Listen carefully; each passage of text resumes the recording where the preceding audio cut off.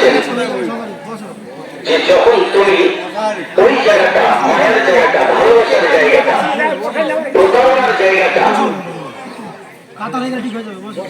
সেদিকে আমার কাছে চলে আসবে, তখন আমি ফেরেশতাদেরকে বলবো দেখো আমার বান্দা এসেছে।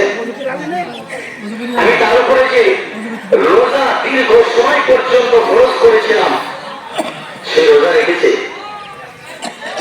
কথা রেখেছে। আমি রোজার কথা আসলে বলতে চাইনি, আমি শুধু এতটুকু বলতে চেয়েছি আল্লাহ পাকের উপরে ভরসাটা। যদি ভরসা রাখার পরিপ্রেক্ষিতে আল্লাহ পাক এত কিছু দান করেন, আল্লাহ পাকের হুকুমগুলো মানতে পারে, না জানি কত কিছু দেবেন, ওটা আমি বলতে চাইছি।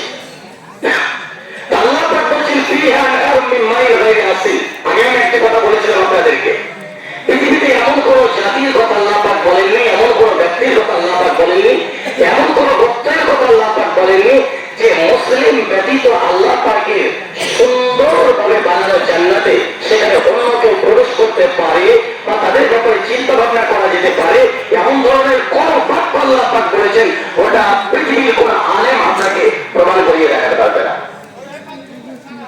আল্লাহ পাক কি বলছেন? মাসাল জান্নাতিল্লাতি ওয়াদাল মুত্তাকুন। ও ভরসামন্দরা, ও আস্থা রাখনেওয়ালারা, শোনো না, ফিহা আনহারুম মিন মাইন গায়রি আসিল। আমার হুকুমের কত বড় পাওয়ার। যখন তুমি ওই জায়গাটা ছেড়ে আসবে যে জায়গাটায় তোমার উপরে হুকুম জারি করা হয়েছিল, ইন্না ফি খালকিস সামাওয়াতি ওয়াল আরদ, যেটাকে তোমরা দুনিয়া নামক জায়গা হিসেবে চিনতে, আল্লাহ পাক বলছেন যখনই তুমি সেই জায়গাটা ত্যাগ করে আমার কাছে চলে আসবে, আমি তখন ফেরেশতাদেরকে বলবো ফিহা নাহারুম মিন মাইন গায়রি আসিল, ওকে একটু পানি পান করাও। দেখুন এই পানিকে 4 ভাগে বিভক্ত করা হয়েছে। আমি ওইদিকে আলোচনা লম্বা করতে চাইছি না, শুধু এতটুকুই বলতে চাইছে মা ও শব্দের অর্থ পানি। তো এই পানিটাকে ওই পানি হিসেবে ব্যবহার করা হয়েছে যে পানি একবার মানুষের পান করলে পারে সে আর কখনোই, মানে কত বছর, কত হাজার বছর, লক্ষ বছর, এটা নয়, আল্লাহ পাক বলেছেন সে আর কখনোই এমন পানি তাকে দেওয়া হবে যা কখনোই তার তৃষ্ণাও লাগবে না, পিপাসা লাগবে না, এবং তার সাথে সাথে সে আর কখনোই নাপাক পর্যন্ত হবে না। সুবহানাল্লাহ বলেন। আপনি কল্পনাই করতে পারবেন না পানিটা কি ধরনের। একবার শুধু আল্লাহ পাক বলবেন যে এ আমার উপরে ভরসা রেখেছে। আমি মুসলিমদের কথা বলছি, আপনার কথা বলছি, আমার কথা বলছি। দেখো না, যে জায়গাটায় হুকুমের কথা বলা হয়েছে চলে এসেছে অলরেডি আমার কাছে, তাও ওকে পানি পান করিয়ে দাও।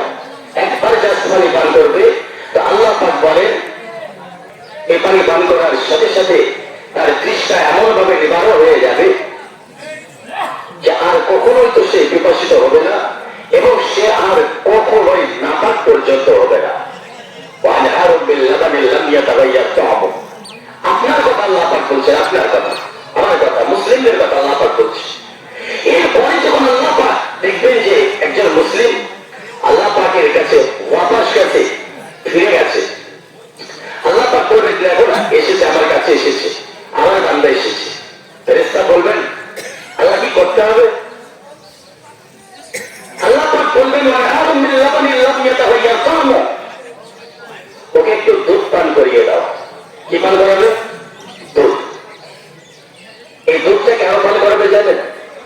আমরা অনেক আলেমদের মুখ থেকে শুনে থাকি, যখন কোন মুসলিমকে আল্লাহ পাক জান্নাতে প্রবেশ করাবেন তখন তার শরীরের চেহারা আমার মতো কালো ধুলো থাকবে না, তার চেহারাটা হয়ে যাবে হযরত ইউসুফ আলাইহিস সালামের মতো সৌন্দর্য। জোরে বলেন না সুবহানাল্লাহ।